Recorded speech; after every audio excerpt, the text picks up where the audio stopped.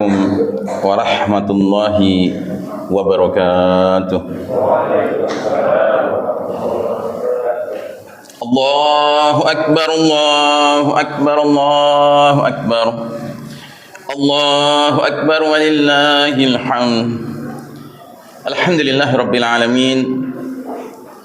Hamdan yuwafi ni'amahu wa yukafi mazidah. Allahumma salli ala Muhammadin wa ala alihi wa ashabihi wa man tabi'ahum bi ihsanin ila yaumiddin. Fa ya ibadallah, usikum wa iyaya bittaqwallah faqad fazal muttaqun. Wa qala Allah ta'ala fi kitabihil karim, ya ayyuhalladzina amanu taqullaha haqqa tuqatih wa la tamutunna illa wa antum muslimun. Allahu akbar, Allahu akbar, Allahu akbar. Allahu akbar walillahil hamd.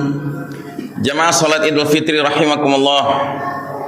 Marilah kita senantiasa mengungkapkan rasa terima kasih kita kepada Allah Ta'ala semata. Allah telah melimpahkan kepada kita sedemikian banyak nikmat. Jauh lebih banyak nikmat yang telah kita terima dibandingkan kesadaran dan kesanggupan kita untuk bersyukur. Terutama, marilah kita berterima kasih kepada Allah Ta'ala atas nikmat yang paling istimewa yang bisa diterima manusia. Tidak semua manusia mendapatkannya. Alhamdulillah, kita yang hadir di tempat ini termasuk yang mendapatkannya. Itulah nikmatul iman wal Islam, yang dengannya hidup kita menjadi jelas, lurus, benar, bermakna, serta selamat di dunia maupun di akhirat. Selanjutnya saudaraku rahimakumullah, marilah kita selalu berdoa kepada Allah Ta'ala agar Allah melimpahkan setinggi-tingginya penghargaan dan penghormatan, apresiasi melalui ucapan salawat dan salam sejahtera kita kepada manusia pilihan uswatun hasanah, suri teladan kita bersama yang mengajarkan kita hakikat iman dan Islam. Dialah imamul muttaqin, pemimpin orang-orang bertakwa, dan qaid al-mujahidin, panglima para mujahid yang sejati, Nabiullah Muhammad sallallahu alaihi wasallam, kepada keluarganya, para sahabatnya dan para pengikutnya yang setia hingga akhir zaman. Dan kita berdoa kepada Allah Ta'ala, semoga kita yang hadir di tempat yang baik ini dipandang Allah Ta'ala layak dihimpun bersama mereka dalam qafilah panjang penuh berkah. Dan kita berdoa juga kepada Allah Ta'ala, semoga kita semua berhak menerima syafaatul uzma beliau di hari berbangkit nanti. Amin ya rabbal alamin. Tak lupa khatib juga mengajak jamaah sekalian, mari kita doakan saudara-saudara kita kaum muslimin, mukminin, muwahhidin dan mujahidin di berbagai belahan bumi yang sedang didera berbagai kesulitan, baik karena bencana alam berupa banjir, gempa bumi, tanah longsor, gunung meletus dan lain sebagainya, maupun karena kezaliman pihak musuh-musuh Allah yang memerangi, memboikot, memfitnah, memenjarakan hingga membunuh mereka. Ya Allah Ta'ala, berilah kesabaran kepada mereka dalam menghadapi berbagai ujian hidup ini. Semoga kesabaran itu mengubah penderitaan mereka menjadi penghapus dosa dan kesalahan. Amin amin ya rabbal alamin. Saudaraku rahimakumullah, terlebih khusus lagi marilah kita doakan saudara-saudara kita kaum muslimin yang terzalimi di Gaza, Palestina akibat genosida negara haram Zionis Yahudi Israel. Semoga Allah Ta'ala terus kuatkan iman, kesabaran, keteguhan dan keistiqomahan mereka.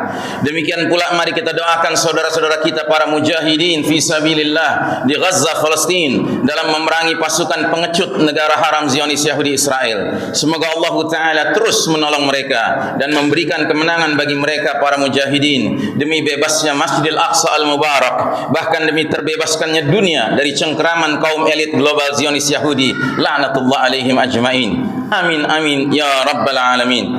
Allahu akbar, Allahu akbar, Allahu akbar.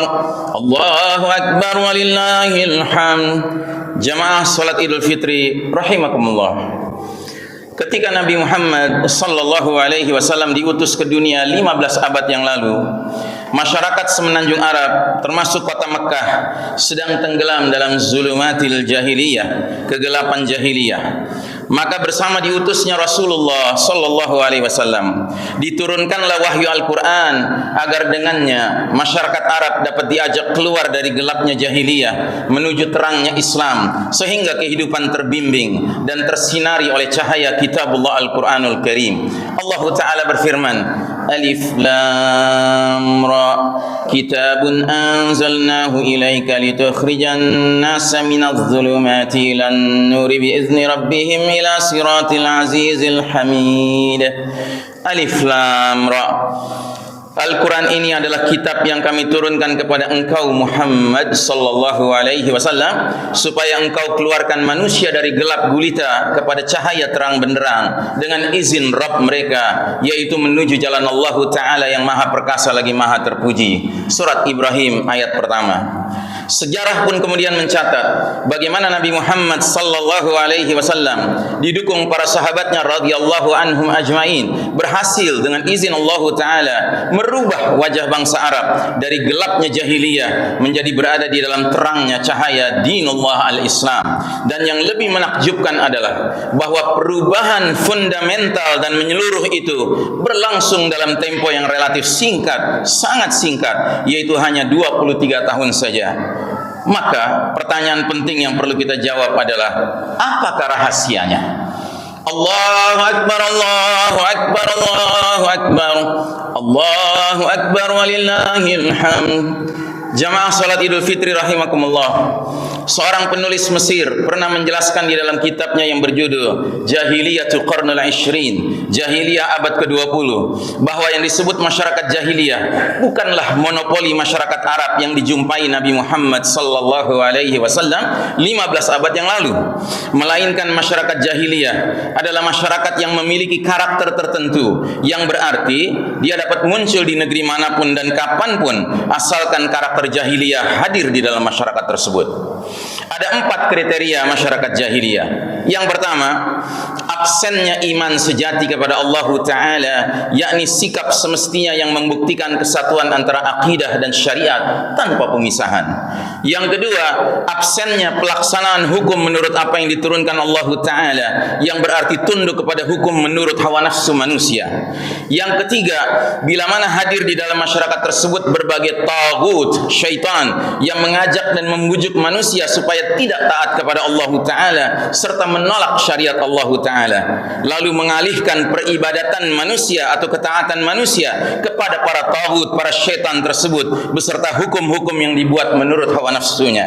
Dan yang keempat, hadirnya sikap menjauh dari dinullah, dari agama Allah al-Islam ini, sehingga penyelewengan menjurus kepada nafsu syahwat. Masyarakat tidak melarang dan tidak merasa berkepentingan untuk melawan aneka kemaksiatan, kemungkaran dan kezaliman. Kehidupan kita dewasa ini tampaknya kembali kepada kondisi di mana keempat kriteria masyarakat jahiliyah di atas lengkap kehadirannya. Maka pantaslah bila dikatakan bahwa masyarakat dunia modern berada di dalam zulumatil jahiliyah al-mu'asirah, kegelapan jahiliyah modern. Dan celakanya bahwa kondisi buruk ini berada dalam skala mendunia, bukan sekedar lokal maupun nasional ataupun regional, tetapi mendunia alias global.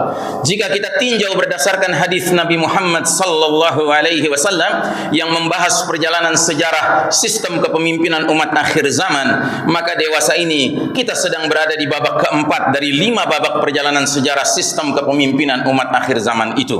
Dan babak keempat merupakan babak sistem kepemimpinan yang paling buruk menurut hadis Nabi Muhammad sallallahu alaihi wasallam tadi.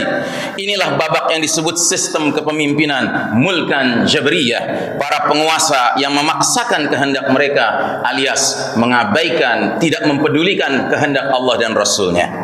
Sebelumnya masyarakat dunia merasakan kepemimpinan umat Islam selama 1342 tahun Hijriah alias 1353 tahun Masehi. Namun pada tahun 1342 Hijriah bersesuaian dengan tahun 1924 Masehi, Allah Ta'ala mentakdirkan bahwa kepemimpinan umat Islam atas masyarakat dunia harus berakhir.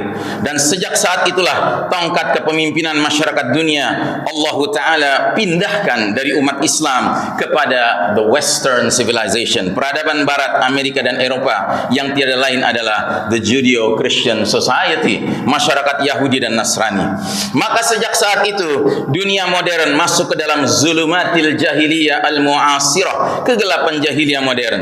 Sudah 103 tahun menurut kalender Hijriah alias 100 tahun menurut kalender Masehi, masyarakat dunia tidak lagi dipimpin oleh umat Islam berdasarkan petunjuk Al-Quranul Karim, melainkan dipimpin oleh kaum Yahudi Nasrani, khususnya kaum Yahudi sebagai ujung tombak kepemimpinan masyarakat dunia modern. Dan sudah barang tentu di bawah kepemimpinan kaum Yahudi, masyarakat dunia tidak lagi dibimbing dan disinari oleh wahyu petunjuk Allah Ta'ala, yaitu kitabullah Al-Quranul Karim, melainkan dipaksa untuk tunduk kepada berbagai ideologi gelap gulita produk kaum Zionis Yahudi seperti secularism, pluralism, liberalism, nationalism, hedonism, demokrasi. Semua ini adalah produk Yahudi yang sadar tidak sadar kita semua sudah masuk ke dalam perangkapnya. Inilah yang dinubuahkan 15 abad yang lalu oleh Nabi kita Nabi Muhammad sallallahu alaihi wasallam. Badiru bil a'mali fitanan kaqita'il lailil muslim. Nabi bersabda, bersegeralah kalian beramal, jangan tunda-tunda beramal sebelum datangnya zaman penuh fitnah seperti malam yang gelap gulita. Hadis riwayat Imam Muslim. Kondisi masyarakat dunia modern sangat sesuai dengan gambaran di dalam hadis di atas. Dunia saat ini diselimuti oleh fitnah multidimensional yang masif destruktif sehingga kehidupan menjadi seperti di waktu malam yang gelap gulita. Allahu Akbar, Allahu Akbar, Allahu Akbar, Allahu Akbar walillahil hamd. Jamaah salat Idul Fitri rahimakumullah. Kembali kita ajukan pertanyaan. Apa rahasianya dahulu Nabi Muhammad sallallahu alaihi wasallam beserta para sahabatnya radhiyallahu anhum ajmain berhasil dengan izin Allah Ta'ala mengubah wajah bangsa Arab dari kegelapan jahiliyah menjadi disinari oleh nurul Islam, cahaya Islam hanya dalam tempo 23 tahun. Sedangkan umat Islam yang hidup di dalam zulumatil jahiliyah al-mu'asirah, kegelapan jahiliyah modern, belum kunjung berhasil diizinkan Allah Ta'ala mengubah kondisi dunia, padahal kegelapannya sudah berlangsung hingga 100 tahun, yang berarti sudah 4 kali lipat lamanya kegelapan yang dialami Nabi dan para sahabat. Tampaknya jawaban atas pertanyaan ini dapat kita temukan dalam sebuah percakapan antara seorang sahabat dengan istri Nabi sallallahu alaihi wasallam, yaitu Bunda Aisyah radhiyallahu anha. Ummul Mukminin Aisyah radhiyallahu anha, istri Nabi, pernah ditanya tentang akhlak Rasulullah sallallahu alaihi wasallam. Maka Bunda Aisyah balik bertanya, "Alasta taqra'ul Qur'an? Tidakkah engkau membaca Al-Qur'an? Fa inna khuluqa Rasulillah sallallahu alaihi wasallam kana Al-Qur'an." Sesungguhnya akhlak Rasulullah sallallahu alaihi wasallam adalah Al-Qur'an. Hadis riwayat Muslim. Anda ingin tahu bagaimana akhlak Rasulullah SAW? Baca Al-Quran. Anda ingin tahu isi Al-Quran? Pelajari akhlak Rasulullah SAW. Tidak ada perbedaan antara keduanya. Pantaslah bila mana Nabi kita Muhammad sallallahu alaihi wasallam dijuluki sebagai Al-Qur'anu yamshi alal ard, Quran yang berjalan di muka bumi, dan para sahabat beliau sebagai murid-murid langsung yang dididik langsung oleh pendidik yang terbaik Muhammad sallallahu alaihi wasallam, mereka digelari sebagai Al-Qur'anu yamshuna alal ard, Quran yang berjalan di muka bumi. Komunitas Nabi Muhammad sallallahu alaihi wasallam dan para sahabat radhiyallahu anhum ajmain disebut oleh orang barat sebagai the living Quran, Al-Quran yang hidup.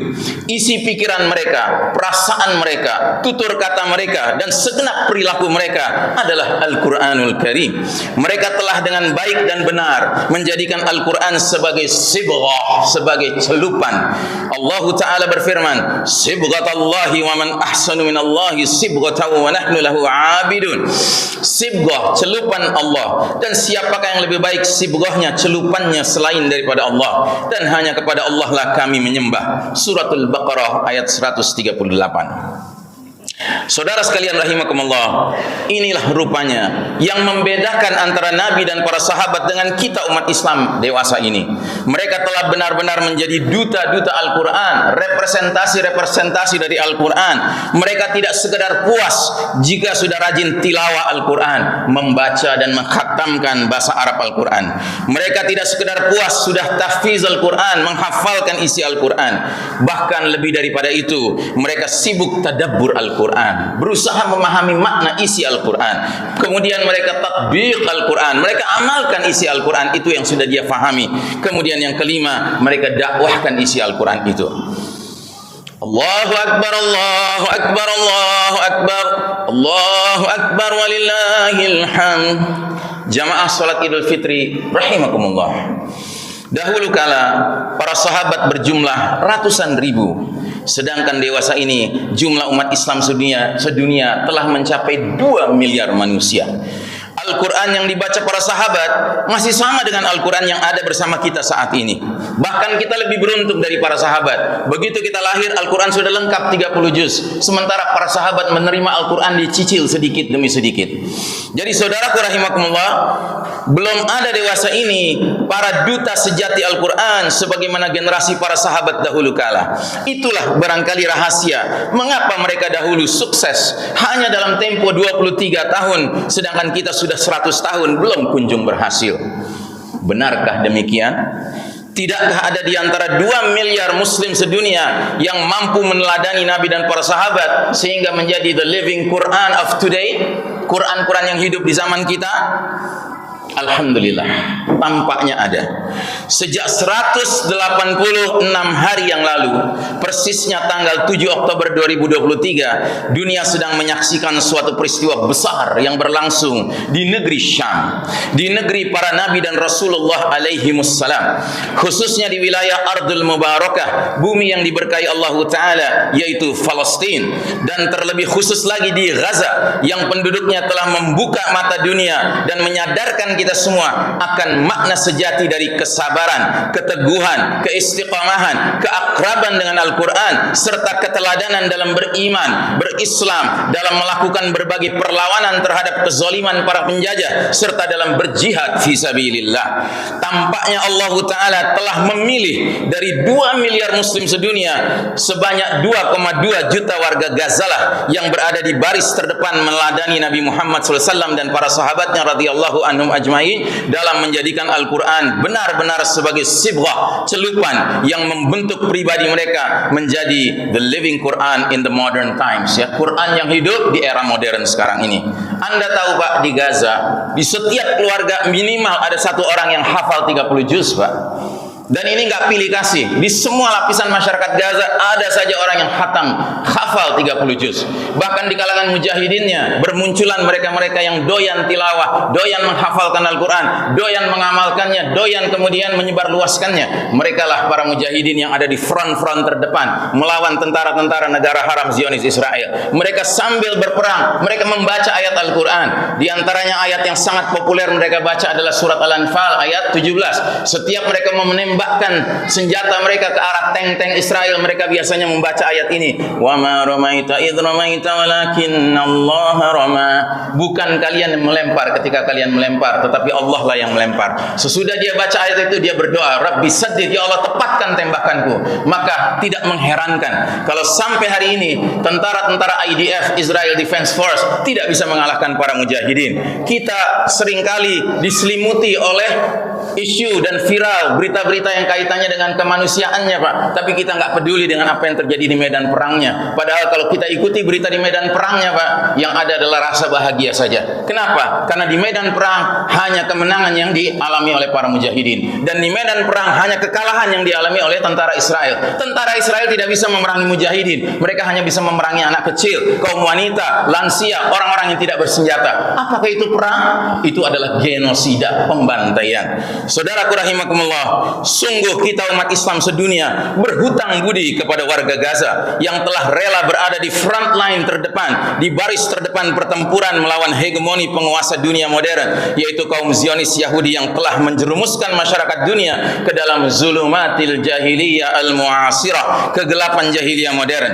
Dan dalam rangka melakukan hal itu, mereka rela kehilangan puluhan ribu nyawa mereka. Kita doakan semoga Allah Ta'ala terima semuanya sebagai syuhada yang mulia di sisi Allah Ta'ala. Amin, amin ya rabbal alamin. Allahu Akbar, Allahu Akbar, Allahu Akbar, Allahu Akbar walillahil hamd. Saudaraku rahimakumullah, berapa banyak masyarakat barat kafir dewasa ini yang menjadi sadar betapa istimewanya warga Gaza dengan segala keimanan, kesabaran, kecintaan mereka terhadap kitabullah Al-Quran, sehingga kaum barat tidak saja berpindah dari sikap pro-Israel menjadi pro-Palestin, tapi bahkan lebih jauh daripada itu, mereka kemudian menjadi tertarik mempelajari Al-Islam, mempelajari Al-Quran, sehingga tidak sedikit di antara mereka sekarang memeluk Islam sesudah melihat ketegaran warga Gaza. Di antara ucapan masyarakat barat yang sudah melihat apa yang terjadi di Gaza adalah misalnya ungkapan seorang wanita Amerika yang ketika melihat keteguhan imannya orang-orang Gaza, dia sampai mengatakan, if that is faith, I really would like to have that kind of faith. Kalau itu yang disebut keyakinan, saya pingin banget punya keyakinan seperti itu. Bahkan ada yang sampai mengatakan, most people of the world stand with Palestine, while most governments of the world stand with Israel. Kebanyakan rakyat dunia berpihak pada Palestina, tapi kebanyakan pemerintahan dunia berpihak kepada Israel. Ada lagi yang mengatakan, I cannot wait for the Muslims to take over. Saya sudah nggak sabar menunggu kaum muslimin memimpin dunia ini. Lalu dia lanjutkan, saya bukan muslim. Kemudian dia katakan, kenapa saya mengatakan ini? Karena saya yakin kalau muslim yang memimpin dunia, dunia ini akan berada dalam keadilan. Bahkan dia sampai mengatakan, Islam itu melarang riba, sehingga kalau Islam ditegakkan, umat Islam yang memimpin dunia ini, sistem perbankan akan bubar, dan itulah biang kerok permasalahan ekonomi dunia hari ini. Bahkan selanjutnya dia mengatakan, saya lebih rela bayar jizyah daripada bayar pajak. Satu kalimat yang bahkan sebagian umat Islam belum tahu apa itu artinya. Jizyah artinya adalah pajak non-muslim yang dibayarkan kepada pemerintahan Islam. Jadi orang ini sangat paham, dia belajar tentang Islam sekalipun dia belum muslim, dan dia tidak sabar menanti umat Islam memimpin dunia ini. Kemudian ada lagi yang sampai mengatakan, ini pemimpin presiden organisasi Islam di Eropa. Dia mengatakan, sehari-hari warga Eropa yang memeluk Islam sebanyak 40 orang. Alhamdulillah. Namun sesudah Tufanul Aqsa, perang di Gaza, warga Eropa yang memeluk Islam per hari menjadi 800 orang, 20 kali lipat. Allahu Akbar, Allahu Akbar, Allahu Akbar, Allahu Akbar walillahil hamd. Jamaah salat Idul Fitri rahimakumullah, kita patut bersangka baik kepada Allah Ta'ala bahwa ma'rakah Tufanul Aqsa, perang Badai Al-Aqsa, boleh jadi akan menjadi entry point, titik masuk alias awal peralihan babak dari sistem kepemimpinan mulkan jabariyah, para penguasa yang memaksakan kehendak mereka ini, menuju babak selanjutnya sesuai hadis Nabi Muhammad sallallahu alaihi wasallam, yaitu akan tegak kembali kejayaan Islam dengan berdirinya sistem kepemimpinan al-khilafatu ala minhajin nubuwah, kekhalifahan yang sesuai metode kenabian dalam kepemimpinannya, sehingga tidak mengherankan salah seorang pemimpin Hamas, gerakan perlawanan Islam yang ada di Palestina terhadap Israel, dia menyatakan dari Lebanon, bersabarlah wahai umat Islam sedunia, mujahidin Palestina insyaallah tidak lama lagi akan membebaskan Baitul Maqdis, Yerusalem sebagai ibu kota.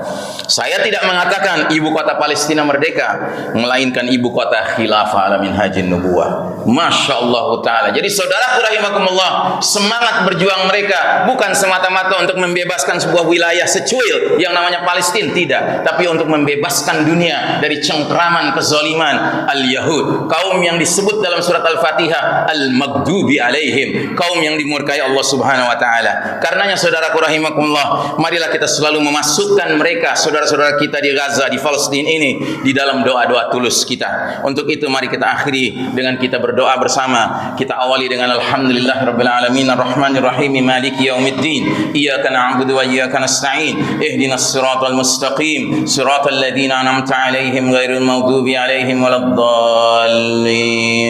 Allahumma salli ala Muhammadin wa ala alihi wa sahbihi ajma'in. Allahumma a'izzal Islam wal muslimin. Allahumma ansur ikhwanana al muslimin al mujahidin fi Palestin. Allahumma thabbit imanahum wa anzil as-sakinata ala qulubihim wa wahhid sufufahum. Allahumma ahlikil kafarata wal musyrikin. Allahumma dammir al yahuda wa Israil wa shattit shamlahum wa farriq jam'ahum. Allahumma ansur ikhwanana al mujahidin ala a'daina a'da'id din bi rahmatika ya arhamar rahimin. Allahumma ighfir lil muslimin wal muslimat wal mu'minin wal mu'minat al ahya'i minhum wal amat ya sami'un qaribun mujibud da'awat ya qadi al hajat. Rabbana ighfir lana wa li ikhwanina alladhina sabaquna bil iman wa la taj'al fi qulubina ghillan lil ladzina amanu rabbana innaka ra'ufur rahim. Allahumma ighfir lana wa li walidina warhamhum kama rabbawna shighara. Rabbana hab lana min azwajina wa dhurriyyatina qurrata a'yunin waj'alna lil muttaqina imama. Allahumma a'izzal Islam wal muslimin. Allahumma adhill asy-syirka wal musyrikin. Allahumma ansuril muslimin al madhlumin al mustad'afin fi kulli makanin wa fi kulli zamanin. Allahumma ansur ikhwanana al muslimin al madhlumin al mustad'afin fi Gaza Palestin. Allahumma ansur ikhwanana al mujahidin fi sabilillah fi kulli makanin wa fi kulli zamanin. Allahumma ansur ikhwanana al mujahidin fi sabilillah fi Gaza Palestin ala a'daika a'da'i din al yahud al ghasimin al haqidin al zalimin. Allahumma harrir al masjid al aqsa. Allahumma a'id masjid al aqsa ila rihabil muslimin. Allahumma akrimna bi salati fi masjid al aqsa qabla al mamat. Allahumma inna na'udzubika min adzabi jahannam wa min adzabil qabr wa min fitnatil mahya wal mamat wa min syarri fitnatil masiihid dajjal. Rabbana atina fid dunya hasanah wa fil akhirati hasanah wa qina adzabannar. Walhamdulillahi rabbil alamin. Ibadallah, innallaha ya'muru bil adli wal ihsan wa ita'i dzil qurba wa yanha 'anil fahsya'i wal munkari wal baghi ya'idzukum la'allakum tadhakkarun. Wa la dzikrullahi akbar. Taqabbalallahu minna wa minkum siyamana wa siyamakum qiyamana wa qiyamakum. Wassalamu alaikum warahmatullahi wabarakatuh.